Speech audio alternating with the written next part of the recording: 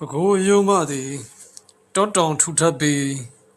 ရာသီဥတုတင့်တင့်မျှတသောကြောင့်အမျိုးအစားစုံလင်လာသောတောတိုင်းတိရစ္ဆာန်တွေနေထိုင်ကျက်စားကြသည်ထို့တူပကိုးယုံမ၏နေရာတော်များများကိုအဖို့တံတစ်တော်များဖြင့်ဖုံးလွှမ်းလျက်ရှိပြီးပကိုးယုံမသည်မြမပြည်အဖို့တံတယံဇာတဖြစ်သည့်ကျွန်းသစ်အများဆုံးပေါက်ရောက်ရာဒေသဖြစ်သည်ထို့ပြင်ဈေးဘက်ဝင်အပင်များချိတ်အင်တွဲရှားစေစသည့်တောထွက်ပစ္စည်းတွေအများပြားထွက်ရှိသောတောတောင်ဒေသတစ်ခုဖြစ်သည်ထို့ကြောင့်တောတောင်ဒေသကိုအမိတဟပြု၍လောက်ကင်စားသောက်နေကြသောဒေသခံတိုင်းရင်းသားတို့အတွက်မကုန်ခန်းနိုင်သောဟင်းအိုးကြီးတစ်ဖွဲတည်ရှိနေသည်ပဲခူးရိုးမတော်ထဲတွင်အဖို့တံတစ်မာပင်များနှင့်ဆေးဘက်ဝင်အပင်တွေရှင်သန်ပေါက်ရောက်နေကြသလိုထူဆန်းပြီးအလွန်ကြောက်မက်ဖွယ်ကောင်းသည့်မကောင်းဆိုးဝါးတစ်ပင်တွေလည်းရှင်သန်ပေါက်ရောက်နေကြသည်ကျွန်ုပ်သည်မုတ်ဆိုးကြီးစောသာထူ၏နေအိမ်တွင်မုတ်ဆိုးကြီးနှင့်အတူနေထိုင်၍ပဲခူးရိုးမအတွင်းရှိမတော်ရသေးသောတောတောင်ဒေသများသို့ဆက်လက်သွားရောက်ရန်ပြင်ဆင်နေသည့်အချိန်တွင်တနေ့သောညနေခင်းမှာရွာသူကြီးဦးအောင်ခင်အပါဝင်လူ၃ယောက်သည်ခြံဝင်းထဲဝင်လာခဲ့သည်ထိုချိန်ကျွန်ုပ်သည်အိမ်ရှိထင်းပုံတွင်ထင်းခွဲနေရွာသူကြီးနှင့်အတူပါလာသောလူ၂ယောက်သည်အသက်20ကျော်ကားလူငယ်တွေဖြစ်ကြပြီးကျွန်ုပ်ထက်2နှစ်3နှစ်သာငယ်ပုံရသည်ကိုစောသားတို့ရှိသလားမောင်သားရှိမြို့တက်သွားတဲ့ကြီးမနက်ကတည်းကဆိုတော့မကြငယ်ပြန်လာတော့မထင်နဲ့ကိစ္စရှိလို့လားကိစ္စရှိရင်ကျွန်တော်စီမှာမှာခဲ့လို့ရပါတယ်သူပြန်လာတဲ့ချိန်ကျွန်တော်ပြန်ပြောပြလိုက်မယ်လေကျွန်ုပ်ဒီတဲကုန်းရွာသို့ရောက်နေသည်မှာ9လကျော်နေပြီဖြစ်ရာ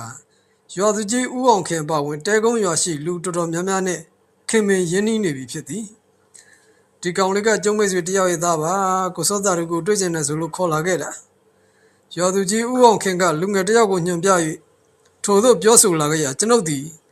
ထိုသူနှစ်ယောက်ကိုပြောပြနှုတ်ဆက်လိုက်သည်ထိုအခါသူတို့နှစ်ယောက်ကလည်းကျွန်ုပ်အားပြန်၍ပြောပြနှုတ်ဆက်လေသည်အခုနာမည်ကသူရိန်မင်းခေါမဟုတ်လားကျွန်တော်နာမည်ကထူးအောင်ပါသူကကျွန်တော်တငယ်ချင်းထိမောင်ပါကျွန်တော်တို့မဆိုးကြီးဥသာ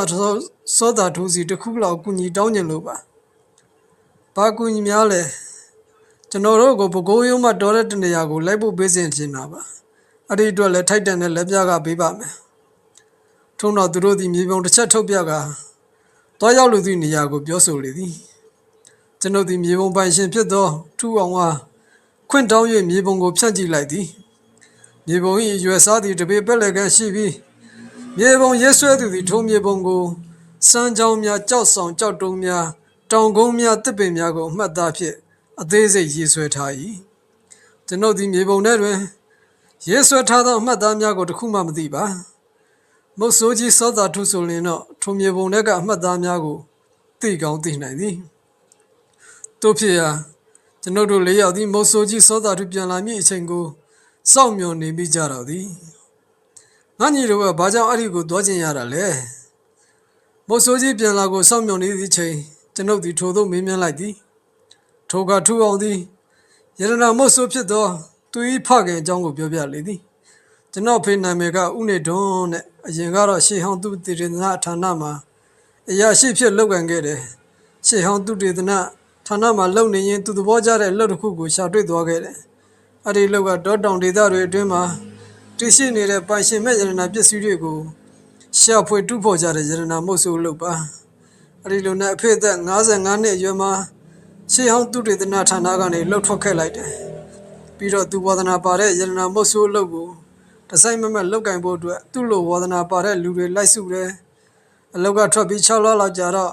သူ့လိုစွန့်စားသွားလာရတဲ့လုပ်ကိုဝါသနာပါတဲ့လူ6ယောက်ကိုစုနိုင်ခဲ့တယ်အဲ့ဒီအချိန်တွေကစရဖေဟာသူ့ဖွဲ့သားတွေနဲ့ညပါပြီးအနှံ့ပြားကုန်မကြခဏဆိုသူလိုခရီးထွက်လေရှိတယ်သူတို့တွေဟာတောတောင်တွေထဲမှာရှုပ်ဝက်စွာတည်ရှိနေတဲ့ပိုင်ရှင်မဲ့ရတနာတပ်တွေကိုရှာဖွေတူးဖော်ခဲ့ကြတယ်အဲ့ဒီလိုတောရဲတောင်တွေကိုစွန့်စားသွားရောက်ပြီးပျောက်ဆုံးနေတဲ့ရတနာတိုက်တွေကိုရှာဖွေတူးဖော်ကြတဲ့အချိန်အဖို့တန်ရတနာပစ္စည်းတွေရတဲ့အခါလည်းရှိသလို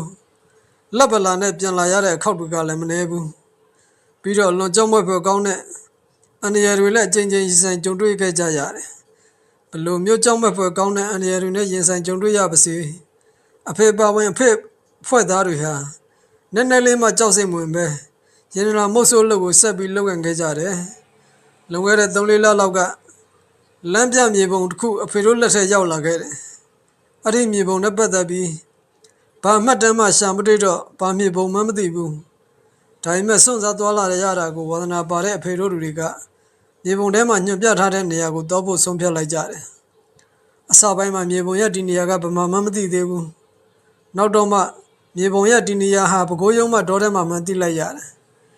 ဒါကြောင့်မြေပုံထဲမှာညွှန်ပြထားတဲ့အတိုင်းပဲခူးရုံးမှတောနဲ့အတွင်းပိုင်းကိုစွန့်သားသွားရောက်ခဲ့ကြတယ်မြန်မာပြည်အနှံ့ပြားမှာရှိတဲ့နှစ်လပါပေးတဲ့တောတောင်ဒေသတွေကိုအချိန်ပေါင်းများစွာတွားရောက်ခဲ့ဘူးသူတွေဆိုတော့မြေပုံထဲမှာညွှန်ပြထားတဲ့နေရာကိုရောက်အောင်သွားနိုင်ခဲ့သလိုအဲ့ဒီမှာမြုပ်နိုင်တဲ့တိန့်ထောင်ကြီးတန်တဲ့ကြက်သွေးရောင်ပရမတစ်လုံးနဲ့အခြားသောရတနာပစ္စည်းတွေကိုရှာဖွေတူးဖော်နိုင်ခဲ့ကြတယ်ပြီးတော့အိမ်ကိုလည်းဘေးကင်းကင်းနဲ့ပြန်လာနိုင်ခဲ့တယ်ပြဿနာကအိမ်ပြန်ရောက်ပြီးမှစတာဗျအိမ်ပြန်ရောက်ပြီးရက်နေငယ်ကြာမှအဖေတို့အဖွဲ့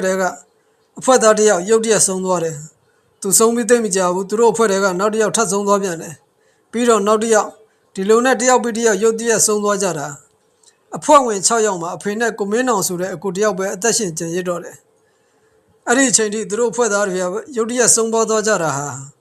ာပဲခူးရုံးမှာဒေါ်တဲ့ကနေရက်လာတဲ့ရတနာပစ္စည်းတွေနဲ့ပတ်သက်နေမှမသိကြသေးဘူးရတနာပစ္စည်းတွေကလည်းအဖေတို့လက်ထက်မှာပဲရှိနေသေးတယ်အဖေတို့ကအဲ့ဒီရတနာပစ္စည်းတွေကိုအမြန်ဆုံးရောင်းချဖို့စီစဉ်ထားခဲ့ကြတယ်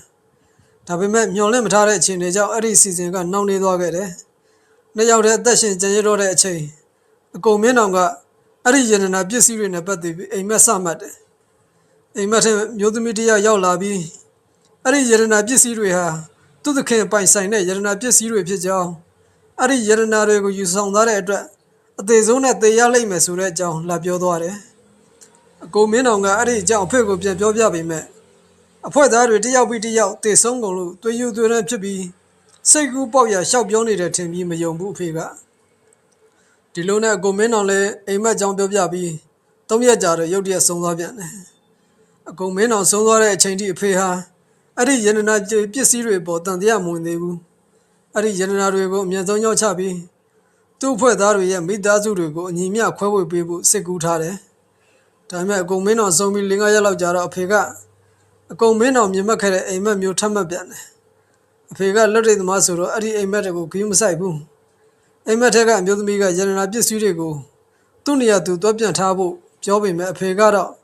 ရတနာပစ္စည်းတွေကိုရောင်းချဖို့ပဲဆုံးဖြတ်လိုက်တယ်အဲ့ဒီအချိန်ကလေးကစပြီးအိမ်မှာထူးဆန်းတဲ့ဖြစ်ပျက်တွေစကြုံရတော့တာပဲညရောက်ရင်အိမ်ပေါ်အိမ်ရောက်သွားလာလှုပ်ရှားနေတဲ့အမျိုးသမီးတစ်ယောက်ရဲ့အရေးကိုအိမ်သားတွေအလုံးသတိထားမိလာခဲ့ကြတယ်အဖေကသူ့လုပ်ကိစ္စတွေကိုအိမ်သားတွေကိုဘယ်တော့မှပြောပြလို့မရှိတော့အဲ့ဒီကိစ္စနဲ့ပတ်သက်ပြီးရဲတူကိုပြောဆိုတာမျိုးမရှိခဲ့ဘူးဒီလိုနဲ့ရက်နှဲငယ်ကြတော့အဖေကမြာနေမကောင်းဖြစ်ပြီးမထူနိုင်မထနိုင်ဖြစ်သွားခဲ့ကြတယ်အဲ့ဒီအချိန်ကျမှအဖေရင်ဆိုင်ကြုံတွေ့နေရတဲ့အခက်အခဲကိုကျွန်တော်တို့သတိထားမိသွားကြတယ်ဘာဖြစ်လို့လဲဆိုတော့အဲ့ရတဲ့လဲနေတဲ့အချိန်အိမ်မက်ဆိုးတွေခဏခဏမှတ်တယ်ထင်တယ်တခါတလေလက်တကြားလန့်လို့လာတတ်တယ်လို့တခါတလေတယောက်တည်းညင်းငွေ့နေတတ်တယ်အဲ့ဒီကိစ္စတွေနဲ့ပတ်သက်ပြီးကျွန်တော်တို့မိသားစုဝင်တွေကိုအဖေကိုတင်ပေးတော့အစင်ကောင်းတောင်ကြီးကလှိုင်ကူတစ်ခုကနေတူးဖော်ရရှိလာတဲ့ရတနာတွေကြောင်းထုတ်ပြောတယ်ပြီးတော့အိမ်မက်ထဲကမျိုးသမီးကသူ့ကိုလက်သက်တော့မဲ့အကြောင်းကြောက်လန့်တကြားပြောတယ်ရတနာပစ္စည်းတွေကိုလည်းသူ့နေရာသူပြန်သွားထားပေးဖို့ကျွန်တော်ကိုပြောတယ်အဲ့ဒီရတနာတွေကိုသူ့နေရာသူသွားပြန်မထားဘူးဆိုရင်ကျွန်တော်မိသားစုဝင်တို့လည်းဒုက္ခရောက်လိမ့်မယ်လို့ပြောတယ်ဒါကြောင့်ကျွန်တော်ကပြန်သွားထားပေးမယ်လို့ဂရုပေးလိုက်တော့ရတနာတွေထည့်ထားတဲ့ရုံးသစ်တာနဲ့လမ်းပြမြေပုံသိမ်းဆည်းထားတဲ့နေရာကိုပြောပြတယ်အဖေပြောတဲ့နေရာကိုသွားကြည့်လိုက်တော့ရုံးသစ်တာငယ်တစ်လုံးနဲ့လမ်းပြမြေပုံကိုတွေ့လိုက်ရတယ်ကျွန်တော်အဲ့ဒီရုံးသစ်တာကိုဖွင့်ကြည့်လိုက်တော့လက်ဝဲရတနာချို့နဲ့စက်သွေးရောင်ပရံများကြီးကိုတွေ့လိုက်ရတယ်အဲ့ဒီချိန်ကျမှကျွန်တော်တို့တမိသားစုလုံးသိန်းပေါင်းထောင်ကြီးတန်နဲ့ပရံများကြီးတစ်လုံးအိမ်မှာရှိနေမှသိလိုက်ရတယ်အဲ့ဒီရတနာပစ္စည်းတွေကြောင်းထုတ်ပြောပြီးနောက်တစ်ရက်မှာအဖေလဲသူ့ဖွဲ့သားတွေလိုပဲကောက်ခငင်ကဆုံးသွားခဲ့တယ်အဖေဆုံးတော့နိုင်ရကိစ္စနဲ့လုံးပန်းနေရတော့ရတနာပစ္စည်းတွေကိုသူ့နေရာသူတွက်ပြထားဖို့မလုပ်နိုင်ခဲ့ဘူးဒီလိုနဲ့ရက်နေငယ်ကြတော့အဖေပြောတဲ့မျိုးသမီးကျွန်တော်တို့မိသားစုကိုထလက်စီအိမ်မက်ပေးပြီးရတနာပစ္စည်းတွေကိုသူ့နေရာသူပြန်သွားထားဖို့ပြောတယ်တကယ်လို့ပြန်သွားမထားဘူးဆိုရင်တမိသားစုလုံးကိုတက်ပြစ်မယ်ချင်းချောက်တယ်ဒါကြောင့်အားလုံးကြောက်လန့်နေကြပြီ အိမ်မှာကရွယ်ရောက်ပြီးသားယောက်ျားသားဆိုလို့ကျွန်တော်တယောက်တည်းရှိတာလေအဲ့တော့ကျွန်တော်ကိုပူကတ်ကြတာပေါ့ကျွန်တော်လည်းဖေကိုဂရိပေးထားသလိုသူတို့ကိုလည်းဂရိပေးလိုက်တယ်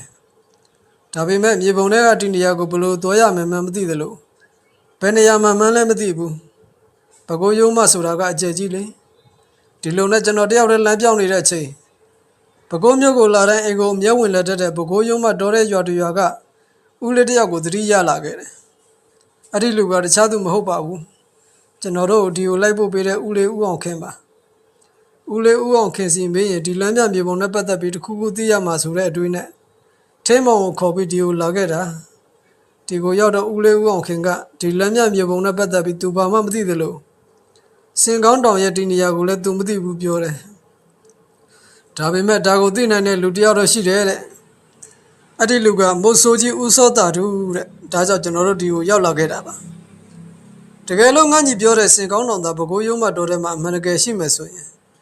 မိုးဆိုးကြီးဦးစောတာတူညီလေးတို့ကိုအဲ့ဒီနေရာကိုလိုက်ပို့ပြီးမှပေါ့မိုးဆိုးကြီးကသူတစ်ပါးကိုကူညီရမယ်ဆိုရင်အများရဆိုသလိုစင်သစ်ဖြစ်နေတတ်တာလေအကိုလည်းလိုက်ခဲ့မယ်မို့လားမိုးဆိုးကြီးသာဒီခီးစဉ်ကိုလက်ခံမယ်ဆိုရင်အကိုလည်းလိုက်ခဲ့ပါမယ်အဲ့ဒီနေရာကိုလိုက်ပို့ပေးဖို့သူ့ကိုကူပြောပေးပါနော်စိတ်ချညီလေးအကိုကူပြောပေးမယ်ကျွန်ုပ်ကထို့သို့ပြောဆိုလိုက်ရာထူအောင်ကကျေးဇူးတင်ကြောင်းပြောဆိုလေသည်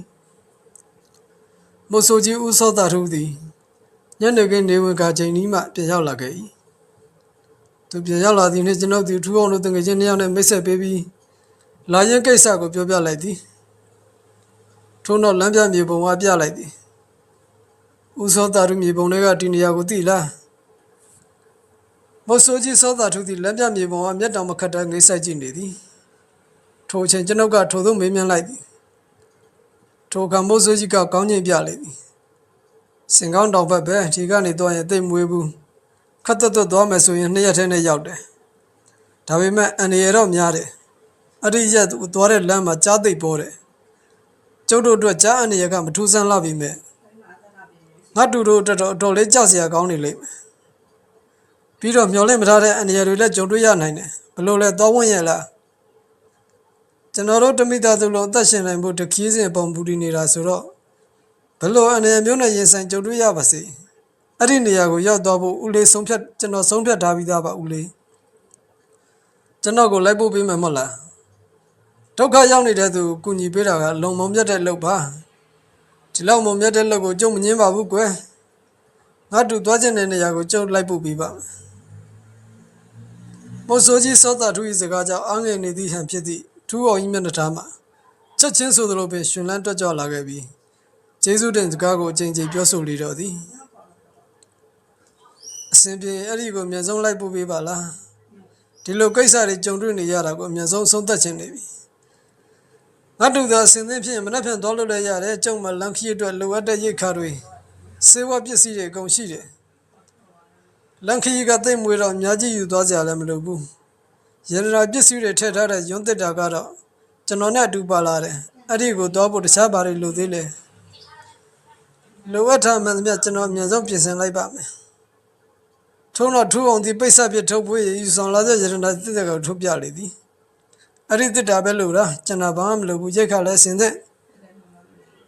စေဝါပစ္စည်းတွေလည်းဆင်သက်ရှိနေပြီလေတကောစားသုံးဆောင်ပစ္စည်းတွေကတော့မောင်သူရိတ်စီငါးကန်းပေါ့ဒါနဲ့ငါတူတို့နေရာဆောက်လုံးလိုက်ခဲ့မယ်မဟုတ်လားမို့ဆိုကြီးသည့်ယွန်းတစ်တာကိုလှမ်းယူပြီးထိုးသို့ပြောဆိုမေးမြန်းလေသည်ထို့နောက်ယွန်းတစ်တာကိုဖွင့်၍တစ်တာတွင်ရှိနေသောရတနာပစ္စည်းများကိုမျက်တောင်မခတ်တန်းကြည့်ရှုနေလေကျွန်တော်တယောက်တည်းလိုက်ခဲ့မှာပါငါလည်းလိုက်ခဲ့မယ်ထူအောင်ကသူတယောက်တည်းလိုက်ခဲ့မိကြောင်းပြောဆိုလိုက်သည့်အချိန်ချင်းမောင်ကသူလည်းလိုက်ခဲ့မိဟုဝင်ရောက်ပြောဆိုလေသည်ထိုချိန်မို့ဆိုးကြီးစောတာထူသည်ယွန်းတစ်တာငယ်ကိုကျွန်ုပ်စီလက်ဆင့်ကမ်းလာခဲ့၏တို့ဖြစ်ရာကျွန်ုပ်သည်ယွန်းတစ်တာကိုဖွင့်ကြည့်လိုက်သည်ထိုအခါရွှေငွေလက်ဝတ်ရတနာများနှင့်ကြက်သွေးရောင်ပရံများကြီးကိုတွေ့လိုက်ရလေသည်ကျွန်ုပ်သည်ရွှေငွေလက်ဝတ်ရတနာများကိုစိတ်ဝင်စားပဲသိန်းပေါင်းထောင်ချီတန်သည်ဆိုသောကြက်သွေးရောင်ပရံများကြီးကိုသာအချိန်တော်ကြာငေးကြည့်နေမိသည်ကျွန်ုပ်သည်ကြက်သွေးရောင်ပရံများကိုသေချာကြည့်ရှုနေသည့်အချိန်ထူအောင်နှင့်ထေးမောင်သည့်စကားများနေကြ၏မင်းမလိုက်ပါနဲ့မို့ဆိုးကြီးပြောတာကြားတယ်မဟုတ်လား ကြားသိပ်ပေါ်တယ်တဲ့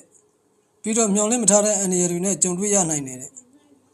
ဘာပဲဖြစ်ဖြစ်မင်းတယောက်တည်းတော့မလွတ်နိုင်ဘူးကွာငါမှတငယ်ချင်းဆိုလို့မင်းတယောက်တည်းရှိတာမင်းတစ်ခုခုဖြစ်သွားမှစိုးရိမ်နေကွာပြီးတော့မင်းတောင်တော့ဝင်သေးတာငါကဘာလို့မလိုက်ရရမှာလဲအချိန်လေးချင်းမှမတူတာငါတမိသားစုလုံးအသက်အန္တရာယ်နဲ့ရင်ဆိုင်နေရလို့သာမသွားမဖြစ်သွားရတာမင်းကမသွားခြင်းလည်းရတယ်ဒီကိုယ်တော်မှတခြားဘသူမှစိတ်မချလို့မင်းကိုခေါ်လာတာကွာအနေများတဲ့တောထဲကိုတော့မခေါ်ပြစေနဲ့ကွာမင်းသာတစ်ခုဖြစ်သွားရင်ငါကောင်ကခွင့်လွတ်နိုင်မှာမထင်ဘူးမင်းတယောက်တည်းလွတ်လိုက်လို့တစ်ခုဖြစ်သွားရင်ငါကောင်ကလည်းခွင့်လွတ်နိုင်မှာမဟုတ်ဘူးကွာမင်းငါအတွက်စိုးရင်တယ်လို့မျိုး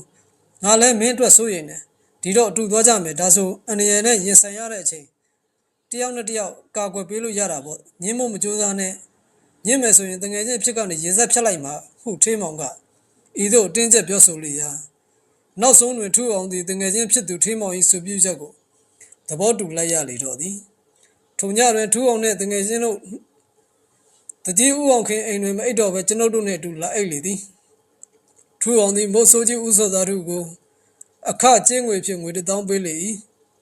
ချွေတစ်ဆက်သားကို1000ကျော်သာပေးရသည့်အချိန်ကာလဖြစ်သောကြောင့်1000ဆိုသောပမာဏသည်အလွန်များ၏ထိုများလောက်သောပမာဏကိုပေးနိုင်သည်မှာလည်းထူအောင်တို့မိသားစုသည်ချမ်းသာသောမိသားစုကဆင်းသက်လာကြတော့ရဖြစ်သည်ဒါကြောင့်လည်းထူအောင်၏ဖခင်ဦးနေထွန်းသည်သူဝဒနာပါသည့်စွန့်သားရသည့်လောက်ကိုအေးလူလုံနိုင်ခဲ့ခြင်းဖြစ်ပေသည်မို့ဆိုကြီးသည်ထူအောင်ပေးသောငွေပမာဏကိုအပြည့်အဝလက်မခံပါထိုငွေပမာဏ၏9ပုံတစ်ပုံဖြစ်သောငွေ2000သာလက်ခံရယူလေသည်ထူအောင်သည်ကျန်ငွေ8000ကိုတင်ပေးတော်လဲမို့ဆိုကြီးကလုံးဝလက်မခံသဖြင့်နောက်ဆုံးတွင်လက်လျှော့လိုက်ရလေတော့သည်ညရောက်သည့်အခါထူအောင်တို့တငယ်ချင်း2ယောက်သည်ကျွန်ုပ်နှင့်အတူအိတ်ဆက်ရသည်ဖြစ်ရာအိတ်မပြောခင်ကျွန်ုပ်တို့3ယောက်သည်ထွေရ4ပါးပြောဆိုနေကြလေ၏ထိုအချိန်ထူအောင်သည်ကျွန်ုပ်အကြောင်းကိုတစ်မျိုးပြီးတစ်မျိုးမေးမြန်းလေသည်အကိုကအင်္ဂလန်လိုခေတ်မီတိုးတက်တဲ့နိုင်ငံမျိုးမှာမဟာဘွဲ့ရအောင်ကြိုးစားအားထုတ်ခဲ့တာဆိုတော့အကိုသိတော်တာပဲဗျာအဆင်ပြေမယ်ဆိုရင်အကိုဘွားဆက်ကြောင်းလေးပြောပြပါလားအကိုလည်းလူတွေကလူတွေတယောက်ပဲမဟုတ်အကိုဘွားဆက်ကြောင်းကလည်းတာမန်ပါပဲညီရဒါပေမဲ့မင်းသားထောက်မြင်နေဆိုရင်တော့အကိုကပြောပြပါမယ်ဤသို့ဖြင့်ကျွန်ုပ်၏ဘဝဆက်ကြောင်းကိုထူအောင်တို့တကယ်ချင်း2ယောက်အားစီကာပက်ကုန်းပြောပြရလေတော့သည်ဂမ်ဘီရရှိုးဝဆန်းကျဲပြိတ္တများခမညာဤတွင်သူရိန်မင်းခေါင်နှင့်ပဲခူးရိုးမှတော်တဲ့ကမိစ္ဆာသစ်ပင်အပိုင်း1ပြီးဆုံးပါပြီဆက်လက်ပြီးသူရိန်မင်းခေါင်နှင့်ပဲခူးရိုးမှတော်တဲ့ကမိစ္ဆာသစ်ပင်အပိုင်း2ကိုဆက်လက်စောင့်မျှော်အားပေးကြပါအောင်ခမညာ